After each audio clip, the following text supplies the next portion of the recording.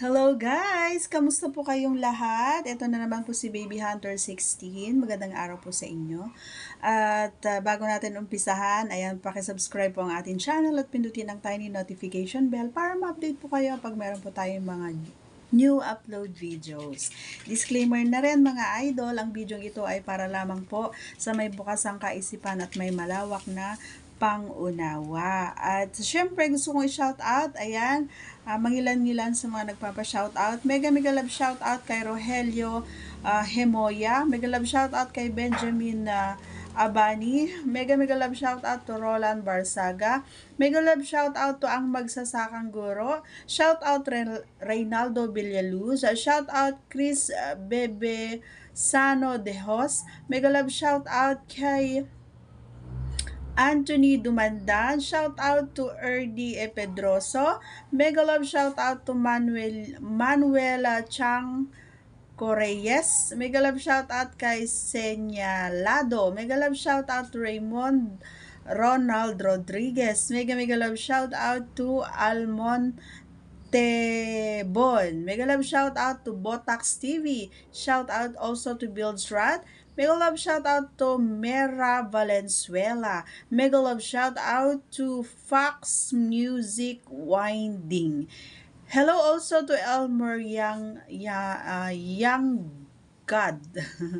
Shout out to Rap Toots Palom Pits. Ayan. Mega love shout out to Jimmy Cortez. And hello also to Benalagad Kabayan Waray Panim. Hello also to Dude. Hi! Mega love shout out to John Mark Mejares. Mega love shout out to Victor Lumina. Mega love shout out to CJ. Shout out to Wall Rods. And of course, mega love shout out to Elmo Vlogs. Hello also to Iya G. Nasir. Shout out also to Rolito Dico Vlog. Ayan. Last but not the least, hello also to Robin Kagitla. Ayan. Maraming salamat po mga Lodi. Ayan. So, our vlog for today's video ay isi-share ko sa inyo guys kung ano yung nangyayari kapag alam mo yon yung malapit na or yung talagang lalabas na. Ayun, i-share ko sa inyo guys, baka na-experience din ng mga partner niyo yan, sa mga kababaihan or sa mga kalalakihan, kung na-experience niyo to katulad ko, parehas tayo ng nararamdaman. Ayan, so hindi lahat nakaka-experience nito no mga idol, pero ako i-share ko lang kung ano yung ginagawa ng partner ko para mangyari yun sa akin. Talaga, hindi siya masama at hindi rin maganda, no? Actually, nasa gitna lang yung level. Baka yung iba kasi, di ba, disclaimer lang mga idol, kasi baka hindi kaya ng powers nyo. Kasi nangyari to sa akin, no, nanlata talaga ako mga idol. Kasi nga, 'di ba, sa lahat ng vlogs ko sinasabi ko sa inyo na ako yung minsan nagtatrabaho, ayan. So ako yung gumagawa, ako yung nasa ibabaw, nasa top ako lagi. So ako yung nag-i-insist na gawin yung gusto ko, na ako muna yung nag-uumpisa, ako muna yung nag-romansa, hindi siya. Minsan lang nangyari yon, yung mga ganon, yung siya yung nauuna. Pag ganon mga idol, yung syempre minsan nakakapagod din, no? Alam mo yung pagkain ng talong or pagsubo ng talong is nakakapagod siya. Oo, totoo. Pero hindi minsan nakakalimutan mo yung pagod kapag alam mo yon, kapag nilabasan ka na. Yung experience natin kasi mga idol ay i-share ko lang, gawa nga ng hindi ko alam kung ako lang ba yung nakaka-experience or nakakaranas ng ganun. Kasi baka may something, alam mo yon, na hindi may mali ba or okay lang ba, normal lang ba, ganun.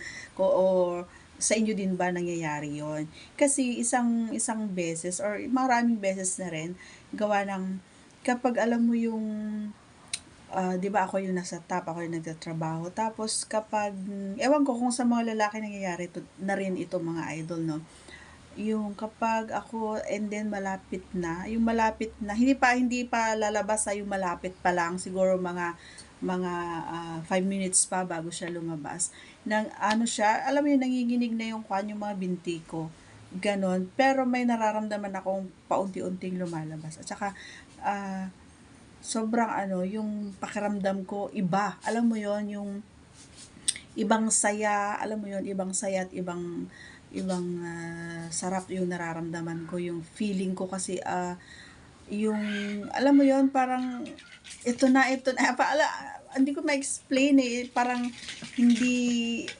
yung paubos, alam mo yung mauubos yung lakas ko kumbaga. Kaya minsan nauudlot, oo, 'di ba yung sinabi kong ah 5 minutes na malapit na, nauudlot siya kasi nga yung hindi ko mapigilan yung sa sobrang excited ko kumbaga na ma-experience ko ulit yung labasan, gano'n. Kasi hirap na hirap talaga ako mga idol, na ewan ko kung yung mga partner nyo ganito rin, na experience din yon at nahirapan din. Nahihirapan talaga ako na kunin yung kahit na maliban lang kapag yung inaano yung usos ko o di kaya kinakain yung si pechay o di kaya ay ang tawag dito yung mga paborito kong ginagawa yon, kahit na hindi ko masabing mabilis, as in matagal talaga ako, hindi ko alam kung bakit. And then halimbawa kapag yung mga 5 minutes na ganun mga idol, mararamdaman ko na malakas yung energy ko, pero yung sobrang excited ko siguro, tapos ang bilis ng kaba, alam mo yun, ang bilis ng kaba ng puso ko, alam mo yun, parang ano na siya, ano ang tawag, magbo-blow, mag-ano siya, yung sasabog na sa sobrang excited, ganon. Tapos, alam nyo guys, ito yun nararamdaman at nangyayari to sa akin kapag sobrang excited ako. Yung feeling ko hindi lang feeling, talaga nakikita ko yung buong binti ko or buong katawan ko, yung binti ko, ganyan. Nanginginig talaga. Oo, nanginginig siya mga idol. Pero habang nanginginig siya, alam ko sa pagka-excite ko noon, habang nanginginig siya, idol, akala ko pagod na ako. Pero hindi patuloy pa rin ako sa pag-pump. Patuloy pa rin tayo sa pag-pump. Kasi yung isip ko, kinakausap ko yung isip ko habang nagpapump ako, baka pagod na yung yung binti ko, hindi parang, pero yung katawan ko gustong gumalaw talaga. Pero kaya pinagpapatuloy ko pa rin kahit na nakikita ko na yung buong katawan ko na nanginginig siya. Hindi ko alam, pagod, hindi ako pagod kasi hindi naman ako tumitigil, dire-diretso pa rin ako, or talagang sa akin lang nangyayari ito siguro, or paki-share naman kung nangyayari din sa inyo ito guys. Kasi nga, in 5 minutes, tapos biglang lumabas na siya pag naramdaman ko na, lalong-lalo na mga idol kapag yung sumabay din yung partner ko, pag nagsabay kami talaga, as in, alam mo yun, yung nilalamig ako na nanginginig ako sa sobrang masaya siguro ako, or sa sobrang na-excite ako, or sa sobrang masarap, gano'n, or sobrang, alam mo yon yung tuwan-tuwa ako kasi yung na-aim ko, yung goal ko, 'di ba? Ganon yung nangyayari sa akin. So, hindi ko alam kung normal lang ba yun, o sa akin lang ba nangyayari yun, or nangyayari na rin sa inyo. Comment down below, guys. Kasi, i-open ko na lang yung comment section. Kasi talagang, hindi ko alam hindi ko alam kung normal lang ba yun na nangyayari sa akin. So, yun. Basta, pagtapos ng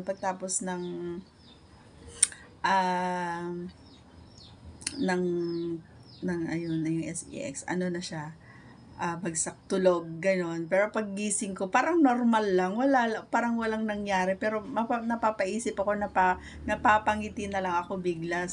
Parang hindi ko expect sa sarili ko na nangyayari sa akin yun pag sobrang nasasarapan na. Yun guys, na-share ko lang. So, thanks for watching guys. Ayan, sa mga gusto mag-shoutout, pwede po kayong mag-comment down below. God bless everyone. See you on my next vlog.